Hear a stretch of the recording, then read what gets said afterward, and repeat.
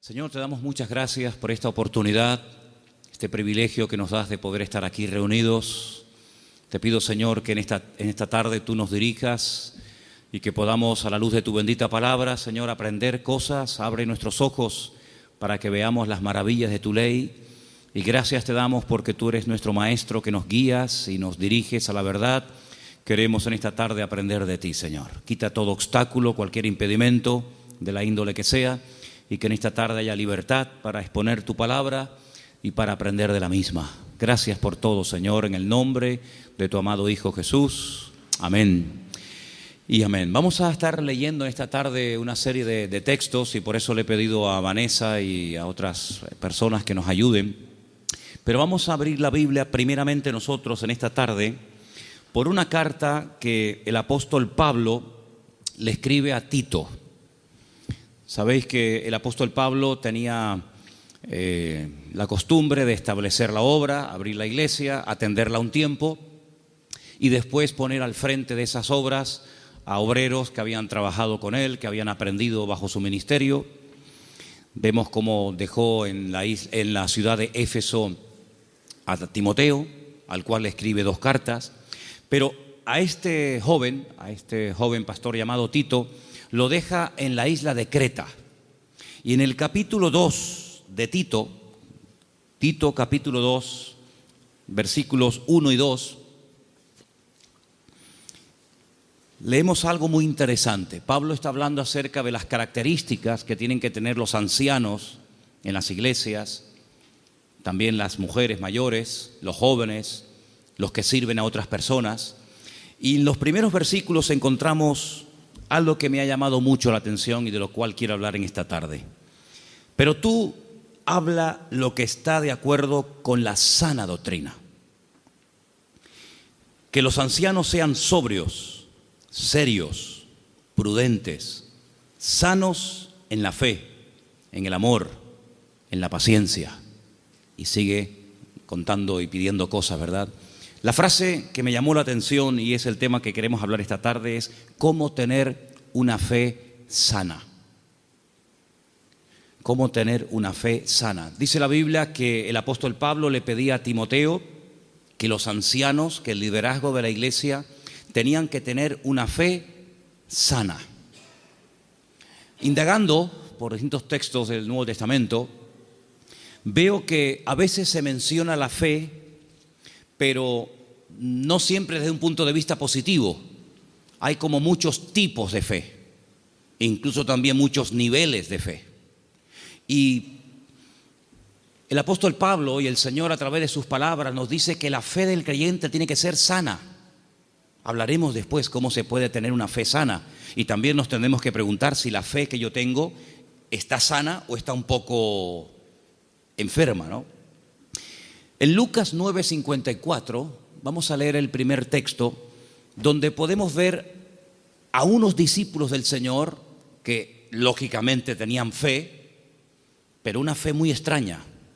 Yo la he llamado una fe distorsionada. Escuchemos Lucas 9:54.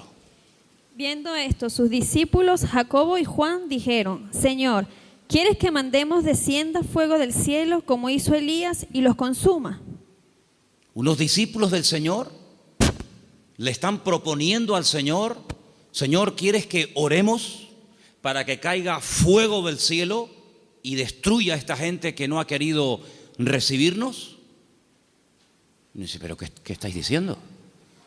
El Señor no apoya esa petición. El Señor dice: ustedes no saben lo que están proponiendo, ustedes no saben de lo que están hablando. La fe no es para destruir a la gente, la fe es para edificar, para ayudar, para bendecir. Luego, esta gente tenía una fe distorsionada completamente. Y sería muy bueno que nosotros nos preguntáramos de vez en cuando qué tipo de fe tenemos. Porque vemos que estos discípulos tienen una fe muy grande, incluso hasta para proponerle al Señor orar para que caiga fuego del cielo, como hacía el profeta Elías en varias ocasiones durante su ministerio, pero que no es ni el momento, ni el lugar, ni muchísimo menos la voluntad de Dios que se esté utilizando la fe para semejante barbaridad. Luego aquí vemos, sí, fe, pero una fe distorsionada. Hay un texto en 2 de Timoteo 1:5 que menciona otro tipo de fe, y es un texto en el que el apóstol Pablo reconoce que la fe de Timoteo no es como la que él va a mencionar a continuación. 2 de Timoteo 1:5. Trayendo a la memoria la fe no fingida que hay en ti, la cual habitó primero en tu abuela Loida y en tu madre Eunice, y estoy seguro que en ti también. Analizando este texto, encontré que hay más de 43 traducciones diferentes de este término griego que se ha traducido en la versión Reina Valera como fe no fingida. Pero hay otras Biblias que en vez de poner fe no fingida, dicen fe verdadera, sincera, fe sin mezclas, fe sin hipocresía, fe nacida del corazón, fe sin disimulo, sin engaño. Incluso hay una versión alemana que dice fe sin máscara. Es un término que se emplea en 6 ocasiones diferentes en el Nuevo Testamento, y hay un versículo en Romanos que dice que el amor tiene que ser sin fingimiento. Exactamente igual que la palabra que emplea Pablo a la hora de referirse a la fe. Entonces hay una fe fingida. Parece que tiene, pero a la hora de la verdad eso no se puede considerar una fe auténtica. Entonces estamos viendo cómo la Biblia menciona y habla de personas que en un momento determinado pueden tener fe, pero no es la fe sana de la cual queremos hablar en esta noche y cómo conseguirla. Entonces hemos visto una fe distorsionada, una fe fingida, que no era el caso de Timoteo. Tenemos también en Santiago 2:26 una fe que no sirve para nada. Lo dice literalmente el texto. Vamos a prestar atención. Santiago 2, versículo 26. Porque como el cuerpo sin espíritu está muerto, así también la fe sin obras está muerta. Fe sin obras. Hay fe, pero no hay obras, luego está muerta. No sirve para nada. Entonces hay gente que puede tener una fe aparentemente muy grande, pero no hay obras. Esa fe no produce nada. Por lo tanto, dice Santiago, es una fe muerta. Y lo muerto, pues ya me contarás para qué sirve. Absolutamente para nada. Ya hay 3 tipos de fe: distorsionada, una fe fingida, una fe muerta, y hay una fe que quisiera contar un poquito de quién se trata. ¿Os acordáis del joven rico? Un chico que dice que había guardado todos los mandamientos de la ley, era muy escrupuloso, moralmente impecable, pero él notaba que le faltaba algo. Y le pregunta al Señor: Señor, ¿qué tengo que hacer para heredar la vida eterna? Y el Señor le propone un estilo de vida diferente, le habla de que tiene que romper con ese espíritu de materialismo que lo domina, le habla de que tiene que guardar los mandamientos, y él dice: yo todo esto lo he guardado. Luego vemos que muchos escribas y fariseos, incluido en el joven rico, eran personas de fe, pero era una fe religiosa, mecánica. Hay que orar, oramos. Hay que leer, leemos. Hay que ayunar, ayunamos. Hay que congregarse, me congrego. Pero el Señor no quiere que actuemos como si fuéramos máquinas, hermanos. Que no seamos como robots, que hacen las cosas pero sin sentimiento, sin pasión, sin ganas, sin deseo. Las hacen, pero no hay vida en lo que hacen. Digamos que es una fe religiosa. Sin embargo, volvemos al texto de Tito capítulo 2, donde el apóstol Pablo dice que los creyentes tienen que tener una fe sana. Quédense con eso, una fe sana, que no está enferma, que no está distorsionada. No es una fe que llegamos incluso a tener fe en la fe, valga la redundancia. Conocen la película de la lámpara de Aladino, ¿no? Esa lamparita que la frotan, sale un genio, y el objetivo del genio es cumplir los deseos de aquel que tuvo la suerte de encontrar la lámpara de Aladino. La fe no es la lámpara de Aladino. No tenemos que tener fe en nuestra fe. Dice el Señor: tened fe en Dios. ¿Cuántos dicen amén? Antes de ver las características y cómo se puede tener una fe sana, quiero llevarles a Mateo capítulo 8, donde vais a ver cómo el Señor sabe perfectamente qué nivel y qué calidad de fe tenemos.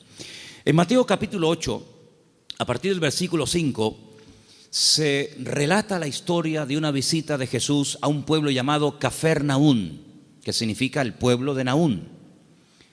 Y en el versículo 5 dice que Jesús entró en Capernaum y vino a él un centurión. Luego no es un judío, es un gentil. Y este centurión, que era una especie de capitán, viene rogándole y le dice: Señor, mi criado está postrado en cama, paralítico, gravemente atormentado. No es un hombre insensible, no es un hombre arrogante como la mayoría de los romanos de la época. Es un hombre que viene pidiendo ayuda.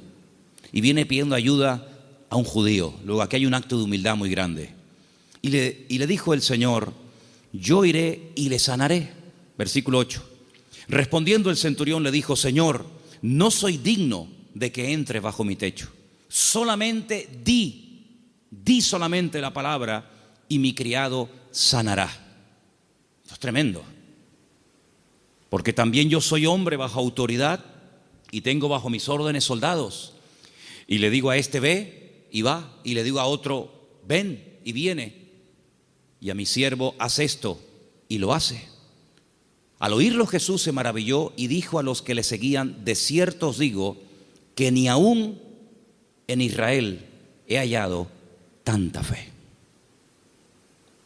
No he encontrado a nadie en el país que tenga tanta fe como este hombre. ¿Qué fue lo que le llamó la atención al Señor Jesucristo de este hombre? Primero, la humildad con la que vino a pedir. No vino exigiendo. No vino: oye, que soy un centurión romano y me tienes que obedecer. Sino vino con humildad. Vino, dice, que rogándole. Y no vino pidiendo algo para él, sino para otra persona. Luego aquí hay una compasión. Aquí hay un amor por alguien que está sufriendo, que no es precisamente él, sino es su criado. Luego hay una cosa muy interesante en la conversación. El Señor está dispuesto a ir a la casa de un gentil. El Señor está dispuesto a ir a la casa de este hombre. Sin embargo, este hombre dice: Señor, sinceramente yo no soy digno de tenerte bajo mi techo. Pero podemos solucionarlo de otra manera. Di solamente la palabra, da solamente la orden de que mi criado sea sanado, y no hace falta ni que te desplaces, no hace falta ni que vengas. Fíjate que el hombre le pone un ejemplo al Señor. Le dice: mira, yo soy un hombre de autoridad. Yo le digo a un soldado que venga y viene, lo digo a otro que vaya o haga esto y lo hace. Por lo tanto, lo que este hombre está diciendo es: yo reconozco tu autoridad. Yo reconozco que cuando tú ordenas algo en el mundo espiritual, se cumple. Por lo tanto, como hago yo en lo natural, hazlo tú en lo espiritual. Da la orden y automáticamente mi criado sanará. Él unió el poder de la palabra, la autoridad de la palabra del Señor, con una fe bien puesta y bien depositada con humildad en el Señor. Y claro, automáticamente recibió la respuesta.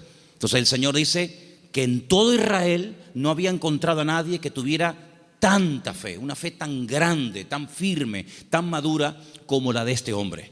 Luego, por la forma como habló, por la forma como pidió y se comportó, el Señor se dio cuenta de que este hombre no tenía una fe normal y corriente, sino era una fe, amigo, de categoría. Sin embargo, en el mismo Evangelio según San Mateo, un poquito más adelante, en el capítulo 14, ahora las cosas cambian. Porque en el capítulo 14, a partir del versículo 22, dice la palabra del Señor lo siguiente: Jesús enseguida hizo a sus discípulos entrar en la barca e ir delante de él a la otra tierra, a la otra ribera, entre tanto que él despedía a la multitud. Despedida la multitud, subió al monte a orar aparte, y cuando llegó la noche estaba allí solo. Y ya la barca estaba en medio del mar, azotada por las olas, porque el viento era contrario. Más a la cuarta vigilia de la noche, como a las 3:30 de la madrugada, Jesús vino a ellos andando sobre el mar. Los discípulos, viéndole andar sobre el mar, se turbaron diciendo: un fantasma, y dieron voces de miedo. Pero enseguida Jesús les habló diciendo: tened ánimo, yo soy, no temáis. Entonces Pedro le respondió y le dijo: Señor, si tú eres, manda que yo vaya a ti sobre las aguas. Vamos a ver. Jesús le dijo: ven. Simplemente eso, ven. Él, descendiendo de la barca, andaba sobre las aguas para ir a Jesús. Pero, ay amigos, los peros. Al ver el fuerte viento tuvo miedo y, comenzando a hundirse, dio voces diciendo: Señor, sálvame. Al momento Jesús, extendiendo la mano, asió de él y le dijo: hombre de poca fe. Poca fe. Capítulo 8 le dice al centurión: grande, grande es tu fe. Queda maravillado, queda impactado el Señor al ver el nivel de fe que tenía aquel hombre. Sin embargo, a este le dice: hombre de poca fe. Hay otro pasaje muy interesante en los evangelios, ustedes lo conocen perfectamente, donde Jesús está predicando en una casa. Dice la Biblia que fuera hay unos amigos de un paralítico que no pueden entrar. Conocen la historia, ¿verdad? Dice que se suben al techo, no se desaniman, no dicen: bueno, vengamos otro día, tal vez otro día ya no está. Nada los detiene, nada los frena. Descienden al paralítico entre ellos, y dice la Biblia literalmente: al ver Jesús la fe de ellos. No habla de la fe del paralítico. Al ver Jesús la fe de ellos, le dijo al paralítico, y todos conocemos el resto de la historia. Luego, tal vez nosotros no podemos ver la fe, ni siquiera la nuestra, pero el Señor sabe perfectamente qué nivel de fe tenemos. La fe que tenemos que tener no es una fe cualquiera. No es esa fe que creemos que es una especie de, como dije antes, de lámpara de Aladín o de llave maestra que todo lo puede y todo lo abre. No, no. Tiene que ser una fe sana. Pero ¿cómo se llega a tener esa fe sana? ¿Cuáles son las características de una fe sana verdaderamente en el Señor? Vamos a ver la primera característica que tiene que tener una fe sana. Primera de Pedro, capítulo 1, del 3 al 9. ¿Lo tienes, Vanessa? Vamos a prestar atención a Primera de Pedro 1, del 3 al 9. Bendito el Dios y Padre de nuestro Señor Jesucristo, que según su grande misericordia nos hizo renacer para una esperanza viva por la resurrección de Jesucristo de los muertos, para una herencia incorruptible, incontaminada e inmarcesible, reservada en los cielos para vosotros, que sois guardados por el poder de Dios mediante la fe para alcanzar la salvación que está preparada para ser manifestada en el tiempo postrero, en lo cual vosotros os alegráis, aunque ahora, por un poco de tiempo, si es necesario, tengáis que ser afligidos en diversas pruebas, para que sometida a prueba vuestra fe, mucho más preciosa que el oro, el cual, aunque perecedero, se prueba con fuego, sea hallada en alabanza, gloria y honra, cuando sea manifestado Jesucristo, a quien amáis sin haberle visto, en quien creyendo, aunque ahora no lo veáis, os alegráis con gozo inefable y glorioso, obteniendo el fin de vuestra fe, que es la salvación de vuestras almas. Amén. ¿Os dais cuenta? La primera característica de una fe sana es que tiene que ser probada. Si no quieres tener una fe probada, jamás sabrás qué tipo de fe tú tienes. Mientras no hay problemas, no se sabe si verdaderamente tú eres una persona madura o inmadura. No se sabe. Es como cuando antiguamente te entregaban la cartilla cuando terminabas de hacer el servicio militar y te ponían comportamiento, bueno, malo, excelente, regular, lo que fuera, disposición a la hora de actuar o en fin, las distintas, digamos, no materias, sino las distintas características que se pretendía o se suponía que había en un soldado. Generalmente, a menos que fuera tiempo de guerra, el apartado del valor se dejaba en blanco, porque no hubo ocasión de mostrar el valor. La obediencia sí, la fidelidad, la puntualidad, digamos la uniformidad, pero el valor era una casilla que se dejaba en blanco. Ahora, si hay una guerra, si te tienes que jugar la vida, si tienes que salir a campo abierto, entonces se sabe si ese soldado tenía o no tenía valor. Con la fe es exactamente igual. Si no hay pruebas, pues sí, tengo fe. Pero amigo, y cuando llegaron las pruebas, ¿cómo reaccionó usted ante el primer problema que le vino después de conocer al Señor? Porque nosotros reaccionamos de una manera antes de conocer al Señor que no puede ser la misma después de conocer al Señor. ¿Cómo, por ejemplo, reaccionó Job?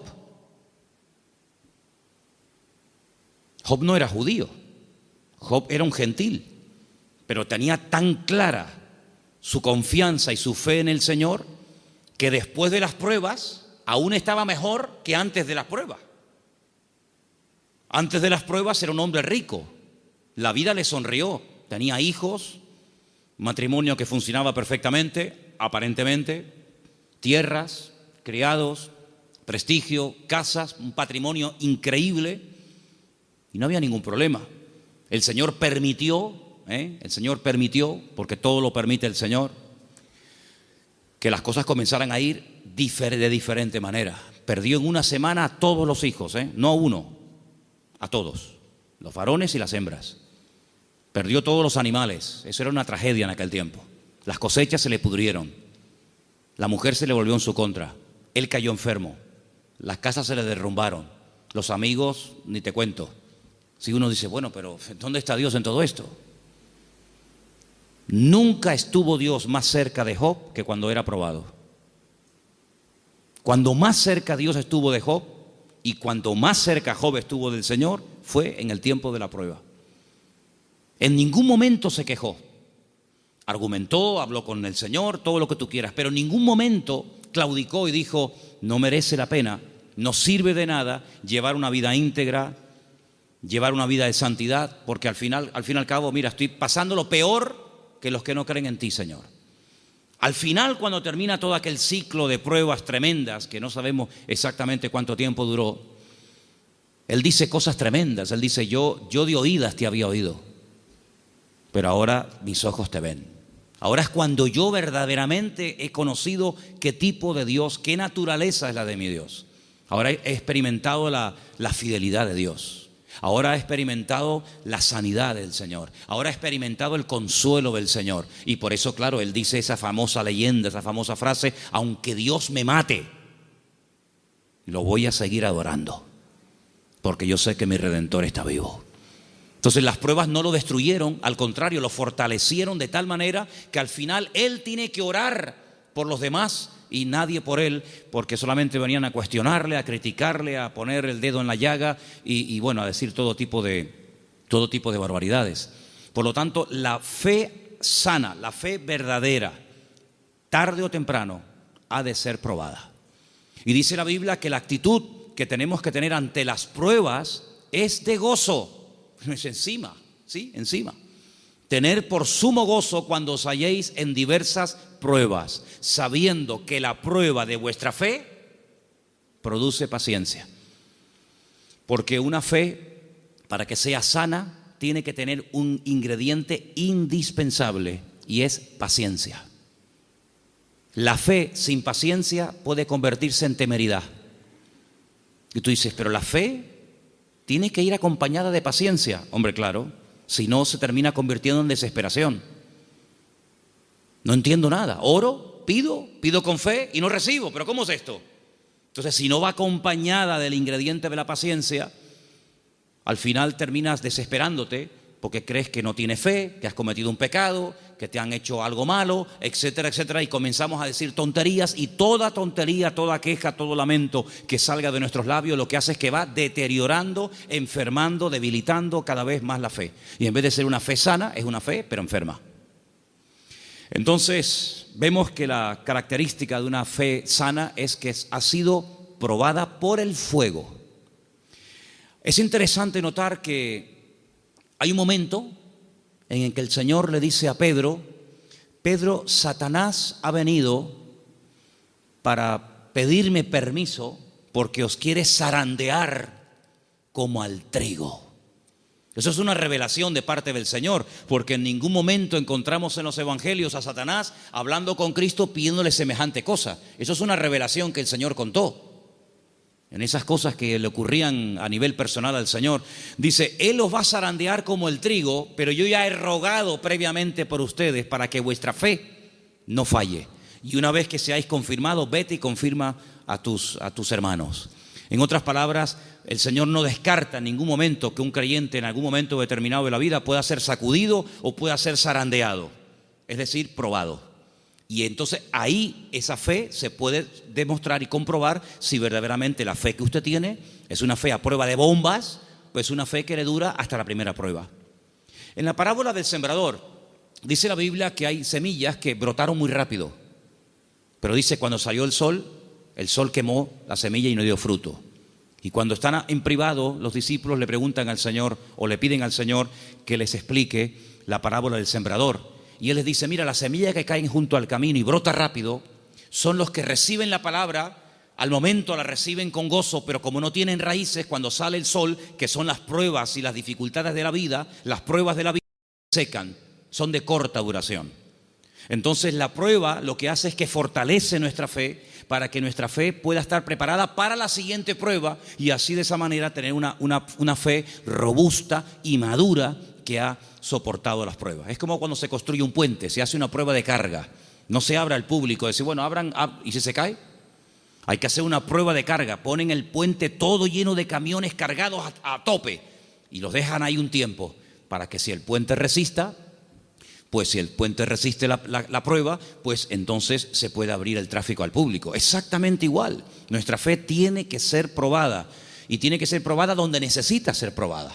A lo mejor en lo económico, a lo mejor en lo familiar, a lo mejor en lo físico, no sé, pero el Señor sabe dónde tiene que apretar, porque todas las pruebas siempre son para nuestro progreso, para nuestro crecimiento y para fortalecer nuestra fe. ¿Cuántos dicen amén? La segunda característica de una fe auténtica, de una fe sana, la encontramos en una carta que Pablo le escribe a los hermanos de Tesalónica. Primera de Tesalonicenses 1. Del 2 al 10. Es una lectura un poquitín larga, pero por favor presten atención. ¿La tienes tú, Patricia? Adelante. Damos siempre gracias a Dios por todos vosotros, haciendo memoria de vosotros en nuestras oraciones, acordándonos sin cesar delante del Dios y Padre nuestro de la obra de vuestra fe, del trabajo de vuestro amor y de vuestra constancia en la esperanza en nuestro Señor Jesucristo, porque conocemos, hermanos amados de Dios, vuestra elección. Pues nuestro evangelio no llegó a vosotros en palabras solamente, sino también en poder, en el Espíritu Santo y en plena certidumbre. Como bien sabéis, cuáles fuimos entre vosotros por amor de vosotros, y vosotros vinisteis a ser imitadores de nosotros y del Señor, recibiendo la palabra en medio de gran tribulación con gozo del Espíritu Santo, de tal manera que habéis sido ejemplo a todos los de Macedonia y de Acaya, que han creído, porque partiendo de vosotros ha sido divulgada la palabra del Señor, no solo en Macedonia y Acaya, sino también en todo lugar vuestra fe en Dios se ha extendido, de modo que nosotros no tenemos necesidad de hablar nada, porque ellos mismos cuentan de nosotros la manera en que nos recibisteis y cómo os convertisteis de los ídolos a Dios para servir al Dios vivo y verdadero y esperar de los cielos a su Hijo, al cual resucitó de los muertos, a Jesús, quien nos libra de la ira venidera. Amén. La iglesia de Tesalónica, desde el primer momento, fue una iglesia muy perseguida, muy perseguida. No todas fueron así, pero una de las características de esa congregación es que desde el primer momento los creyentes fueron perseguidos. Hermanos perdieron la vida. Llegó un punto que la presión era tan tremenda, que comenzaron a pensar si a lo mejor ya había comenzado hasta la gran tribulación. Fíjate lo que te digo. Y por eso Pablo tiene que escribirles varias cartas y alentar y animar a los hermanos y aclararles que todavía ese tiempo no ha comenzado, y les alienta y les anima a decir, hermanos, seguir adelante. El Señor aún no ha venido. El tiempo de angustia de Jacob, la gran tribulación aún no ha comenzado. Y Pablo pone doctrina encima de la mesa para que ellos sepan que lo que está pasando no es todavía lo que está profetizado para los últimos tiempos, ¿verdad? Y una de las cosas que el apóstol Pablo reconoce de la iglesia es que la fe de la iglesia, la fe de los hermanos de la ciudad de Tesalónica, no se quedó encerrada entre cuatro paredes, sino que los creyentes no habían perdido el valor de testificar a los que no conocían al Señor. Ellos se habían convertido, como dice ahí, hemos leído, de los ídolos. Habían sido gente idólatra, politeísta, y habían dejado esa vida de desorden, de idolatría, para convertirse al Dios vivo y verdadero. Pero la conversión de ellos, la fe de ellos depositada en el Dios vivo y verdadero, no era algo que se hacía a escondidas, sino algo que ellos querían que se difundiera. De tal manera que Pablo llegaba a ciertas y determinadas poblaciones y la gente en esos lugares daban testimonio de lo que los hermanos de Tesalónica estaban pasando y cómo la fe de ellos se había extendido. Y esto es muy importante, hermanos. Esto es muy importante porque en un momento tenemos un encuentro inicial con el Señor. Nos encontramos con el Señor, entendemos el propósito de la salvación, de la venida de Cristo. Pedimos perdón por nuestros pecados, lo aceptamos como nuestro Señor y Salvador personal. Muy bien, pero ¿y ahora? Ahora se tiene que extender nuestra fe. Tenemos que divulgar nuestro testimonio, nuestra esperanza en el Señor, porque no todo el mundo tiene la misma fe. No todo el mundo ha tenido la misma experiencia que tú has tenido, y por eso es muy importante que abramos la boca para que podamos decir a la gente, oye, que hay una esperanza, que hay un remedio, como vimos el domingo, que hay un camino, una verdad y una vida. Y los tesalonicenses no dijeron, bueno, mira, vamos a quedarnos callados porque nos están maltratando, nos están matando, nos están torturando. No importa, vamos a seguir hablando, vamos a dar testimonio de la fe en nuestro Señor Jesucristo. Esa es otra característica indispensable de una fe sana, que no solamente soporta la prueba con gozo y que la utiliza como plataforma para crecer y para acercarse más al Señor, sino que además es una fe que no es muda, no es una fe invisible. Usted sabe que la tiene, pero nadie se ha enterado en la familia, nadie se ha enterado en el barrio. No, yo abro mi boca y extiendo y proclamo la fe, la obra que el Señor ha hecho en mi vida. Esa es otra característica de una fe sana. Un creyente que no testifica no es normal. No es creyente que un creyente que tiene el gozo del Señor y que ha pasado de muerte a vida, pasen los días, las semanas y se le pase la vida y no comparta su fe y su testimonio con nadie. Eso no es una fe sana, es una fe enferma. Otra característica de una fe sana, quiero leer en Santiago. Voy a leer este pasaje yo, si no les importa, en capítulo 2, a partir del versículo 14, donde Santiago habla de algo muy importante relacionado con la fe. Dice, hermanos míos, Santiago 2:14, ¿de qué aprovechará si alguno dice que tiene fe y no tiene obras? ¿Podrá la fe salvarle? Si un hermano o una hermana están desnudos y tienen necesidad del alimento de cada día, y alguno de vosotros les dice, id en paz, calentaos y saciaos, pero no les dais las cosas que son necesarias para el cuerpo, ¿de qué aprovecha? No, hermanos, déjenme que diga esto. Decimos, bueno, pero ¿no es el Señor el que suple nuestras necesidades? Sí, pero muchas veces el Señor puede suplir nuestras necesidades a través de nuestros hermanos. A veces cuando veo a un señor mayor o a alguna persona en un parque, en una plaza, dándole de comer a los pajaritos o a las palomas, a mí siempre me viene a la cabeza el texto que dice, hombres de poca fe, mirad las aves del cielo que ni siembran ni hilan, ¿no las alimenta vuestro Padre Celestial? Y yo digo, fíjate, este hombre sin darse cuenta, o a lo mejor sí, no sé, está siendo un instrumento que hoy el Señor está utilizando. Él cree que le sobraban unas miguitas de pan duro y las trae al parque para entretenerse, pero él no se está dando cuenta de que ese montón de pájaros, el Señor los está alimentando a través del detalle de este hombre. Entonces puede ser que el Señor te puede utilizar a ti en un momento determinado y a través de tu vida, cubrir la necesidad, suplir la necesidad de algún hermano. Entonces dice, así también la fe, si no tiene obras, es muerta en sí misma. Una de las fe que comentamos antes. Versículo 18. Pero alguno dirá, tú tienes fe, yo tengo obras. Muéstrame tu fe sin tus obras y yo te mostraré mi fe por las obras. Tú crees que Dios es uno y bien, haces bien. También los demonios creen y tiemblan. Mas ¿quieres saber esto, hombre vano, que la fe sin obras es muerta? ¿No fue justificado por las obras nuestro padre Abraham cuando ofreció su hijo Isaac sobre el altar? ¿No ves que la fe actuó juntamente con sus obras y que la fe se perfeccionó por las obras? Y se cumplió la escritura que dice, Abraham creyó a Dios y le fue contado por justicia y fue llamado amigo de Dios. Vosotros veis pues que el hombre es justificado por las obras y no solamente por la fe. Asimismo también Rahab la ramera no fue justificada por las obras cuando recibió a los mensajeros y los envió por otro camino, porque como el cuerpo sin espíritu está muerto, así también la fe sin obras está muerta.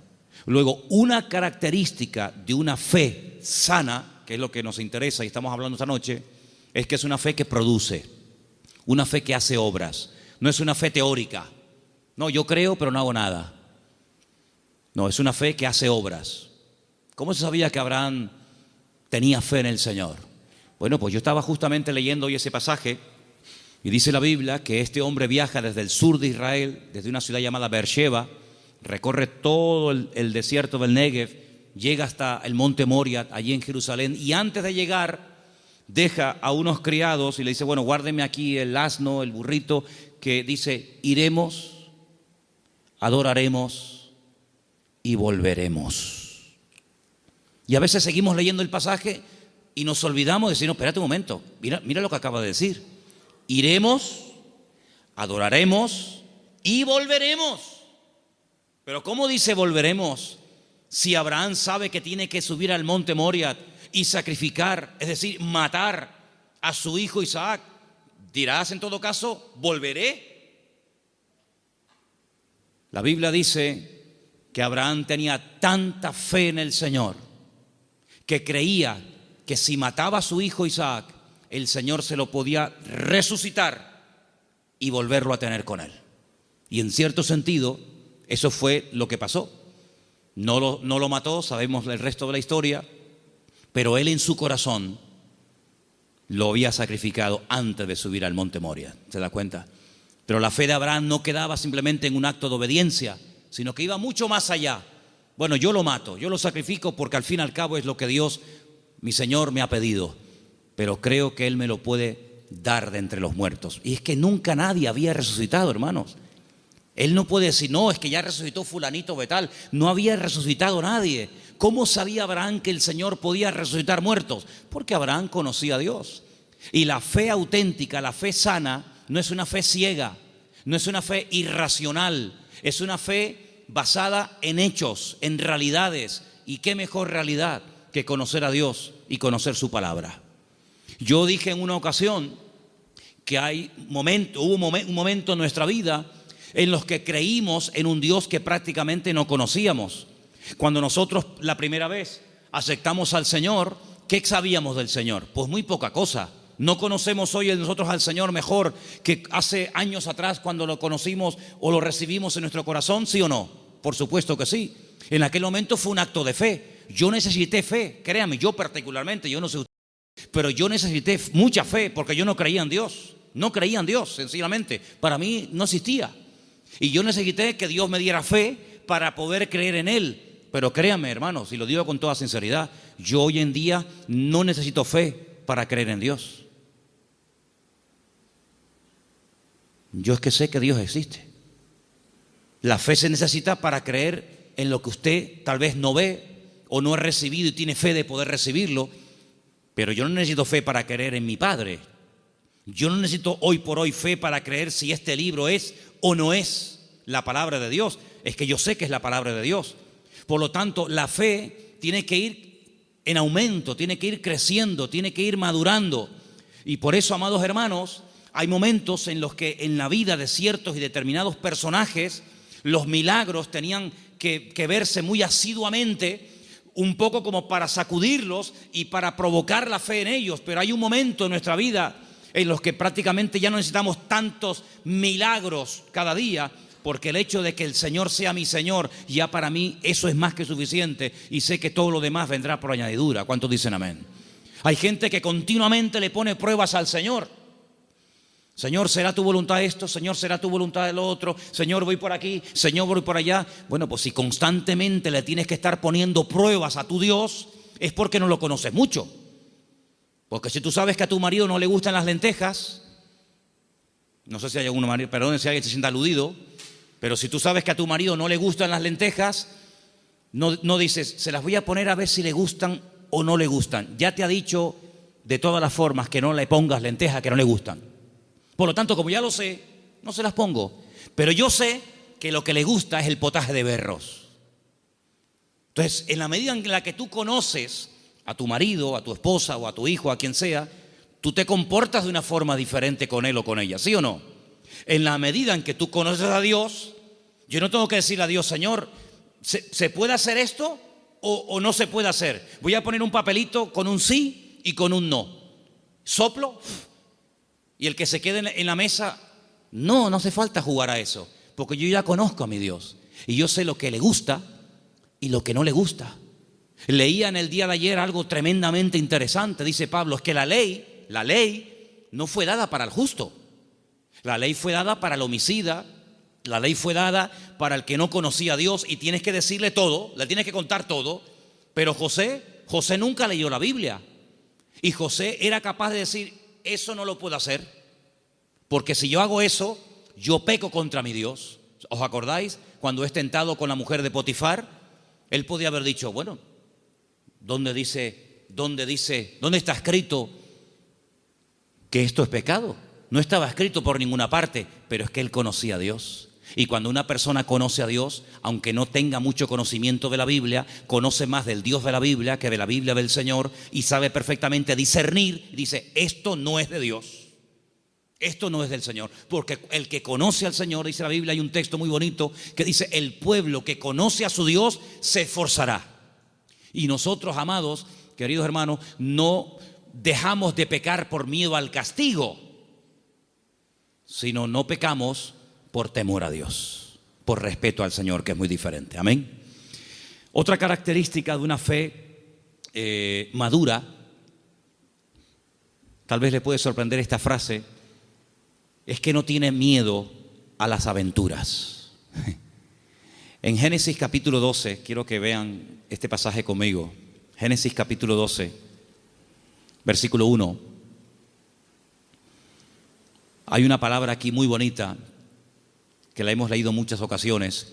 Dicen que el padre de Abraham era, ¿cómo se llamaba el padre de Abraham? Hola.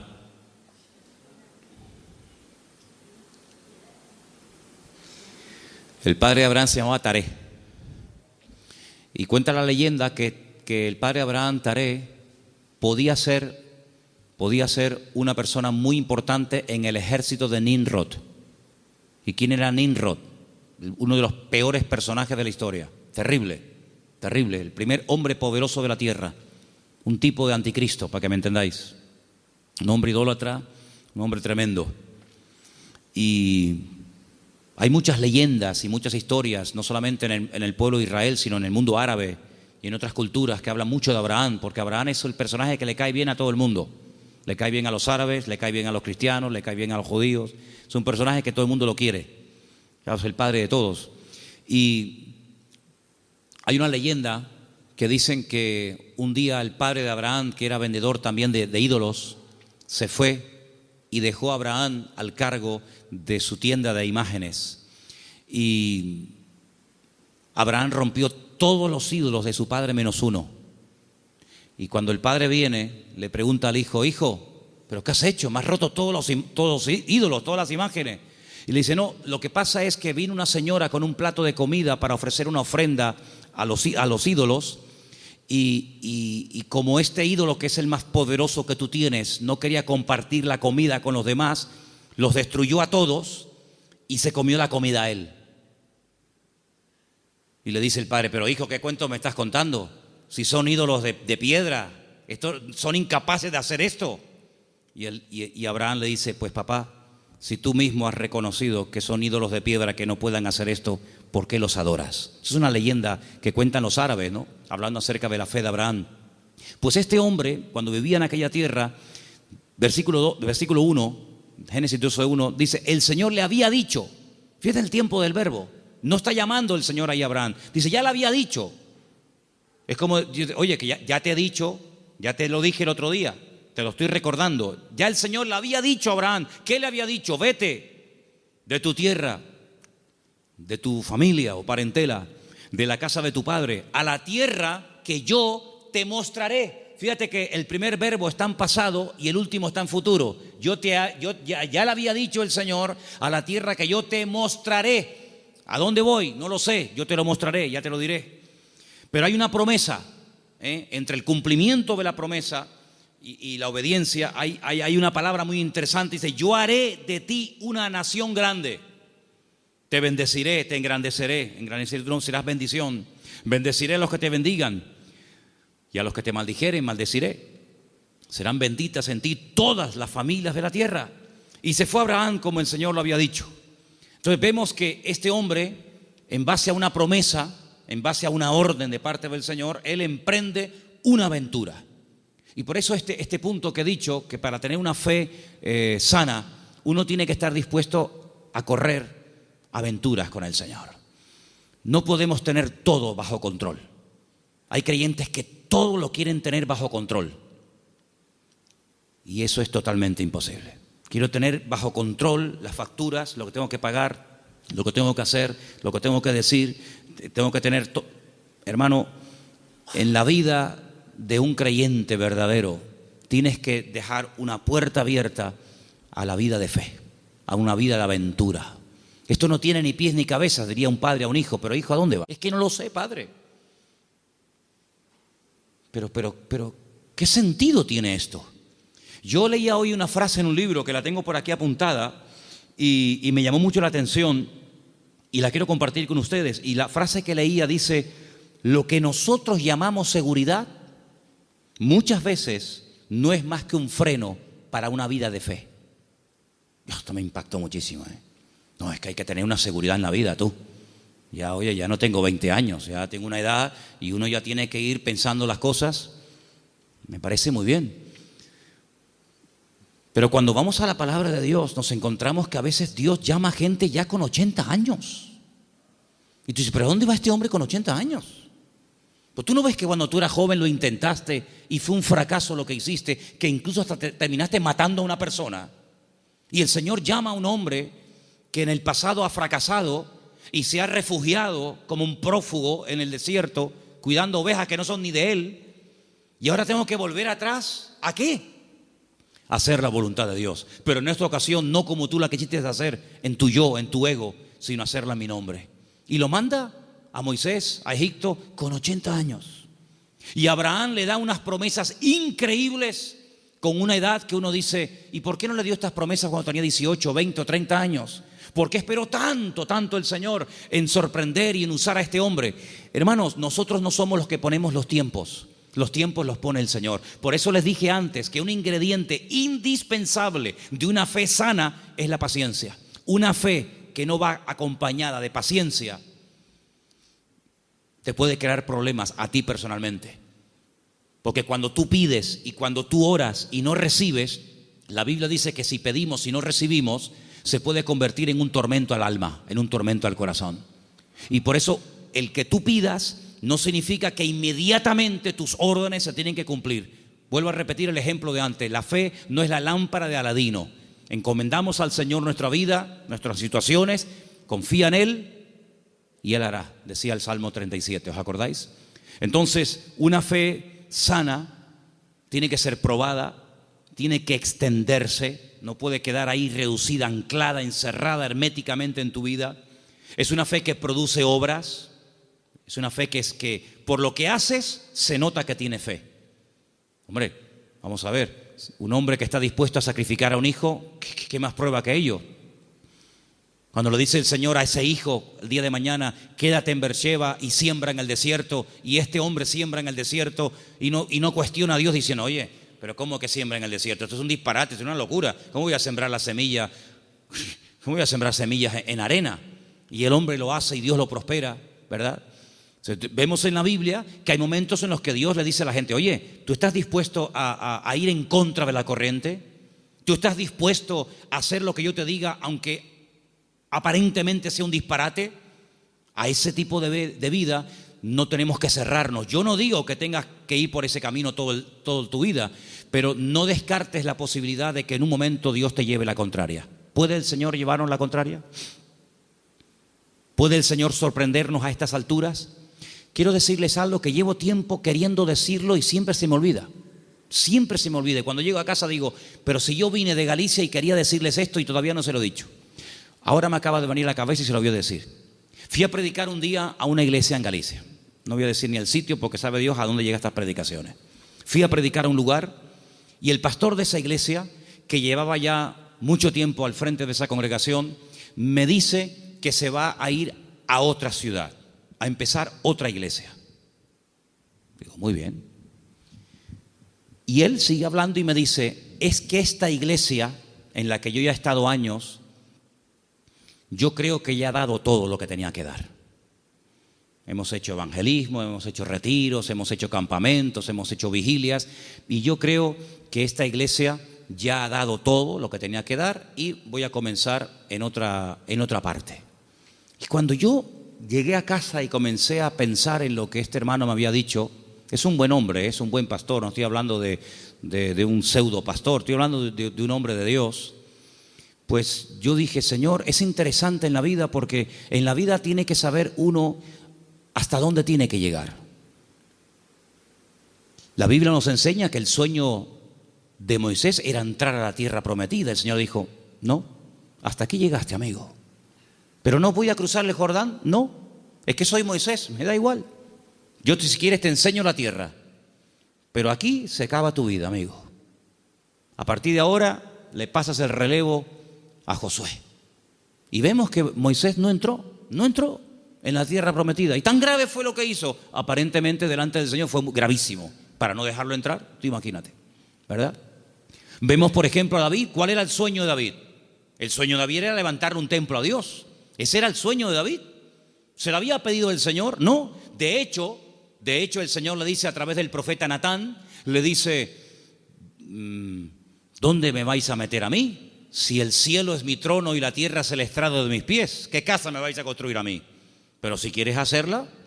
Sin embargo, vemos que el Señor no le permitió. El que verdaderamente tenía ganas de levantar el templo no lo pudo levantar. Su hijo fue el que lo levantó. Entonces él entendió que su vida no era, o el sueño de su vida no se iba a cumplir, sino que era su hijo el que iba a levantar el templo. Luego, uno tiene que saber hasta dónde puede llegar. Porque, hermanos, seamos sinceros, si analizamos, por ejemplo, la vida de José, un hombre de fe, un hombre obediente, vemos que sí, él había recibido una revelación cuando era jovencito de lo que sería su vida. Pero si aquellos sueños que él tuvo de pequeño no le ayudaba, en cierto sentido, el faraón a poder cumplirlos, pues se pudriría en la cárcel. Luego, otra persona tuvo que soñar para que sus sueños personales, la revelación de parte del Señor a él, se pudiera hacer realidad. Por lo tanto, es muy importante como congregación, como familia, como matrimonio, como hijo, como pastor, como creyente, saber hasta dónde tengo que llegar con el Señor. De hecho, para mí hay dos preposiciones que aparecen en la Biblia que tenemos que tenerlas presentes siempre en nuestra vida de fe. Desde, hasta. Son dos preposiciones importantísimas en la vida de un creyente que quiere tener una fe sana. Desde, hasta. ¿A qué me refiero? Josué capítulo 1 dice, la tierra te la he entregado. Nadie te podrá hacer frente en todos los días de tu vida. Desde, hasta, esa es la tierra en la que te puedes mover. No te salgas de ese marco, no te salgas de ese terreno, porque no te la daré. De hecho, ha habido momentos en la historia en los que Israel ha conquistado terreno que tiempo más tarde ha tenido que devolver, porque no entraba dentro del desde hasta, ¿verdad? Cuando en una de las guerras conquistó la famosa península del Sinaí, la península del Sinaí no entraba dentro de las promesas del Señor y la tuvo que devolver, ¿verdad? Y sabemos que la península del Sinaí no pertenece a Israel. Por lo tanto, como creyentes tenemos que saber cuáles son nuestras limitaciones, qué tipo de fe tenemos, y con ese tipo de fe trabajar y movernos en el Señor. Porque dice la Biblia que no a todos se nos ha dado la misma fe, ni los mismos dones, ni el mismo conocimiento, ni los mismos talentos. Por lo tanto, cada uno tiene que, dice, examinarse a sí mismo y decir, bueno, a mí el Señor no me ha llamado a predicar, pero así a mí el Señor sí me ha llamado a servir o a colaborar. Tal vez el Señor a mí no me ha llamado al ministerio musical, pero me ha llamado o me ha capacitado o me estoy preparando para el ministerio de enseñanza o para el ministerio, digamos, para otras culturas. Cada uno de nosotros tiene que examinar su fe y ver a sí mismo qué estás haciendo con el nivel de fe que tú tienes. Hay una característica que yo quisiera que leamos algunos versículos. No sé si lo tienen ustedes ahí, Patricia. Hebreos 11, ¿sí? Del 8 al 10. Porque antes dije algo que quiero que te lleves esta tarde grabado en tu corazón. Incluye la paciencia en tus oraciones. Incluye la paciencia en tu fe. Si no incluyes la fe, la paciencia en la fe que tienes, lo puedes pasar mal, porque va a haber un momento en el que te vas a pelear con Dios, te puedes desanimar, porque dices, Señor, estoy orando con fe, Estoy orando conforme a tu voluntad y no veo resultados, pero es que la fe tiene que ir acompañada de la paciencia. Vamos a leer 2 textos y con ellos terminamos. Hebreos 11, del 8 al 10, por favor. Por la fe, Abraham, siendo llamado, obedeció para salir al lugar que había de recibir como herencia y salió sin saber a dónde iba. Por la fe, habitó como extranjero en la tierra prometida, como en tierra ajena, morando en tiendas con Isaac y Jacob, coherederos de la misma promesa, porque esperaba la ciudad que tiene fundamentos, cuyo arquitecto y constructor es Dios. Esperaba en esa búsqueda, esperaba la ciudad cuyo arquitecto y fundador es Dios. Ahí el verbo está en un imperfecto progresivo. Es decir, espero, pero no de brazos cruzados, a ver qué pasa. No, espero y me muevo en esa espera. ¿Me explico? Me muevo en fe. Aún no he recibido lo prometido. ¿Estará aquí la ciudad cuyo arquitecto y fundador es Dios? ¿Está aquí? ¿No? Vámonos para allá. Y se iba a otro lugar, acampaba.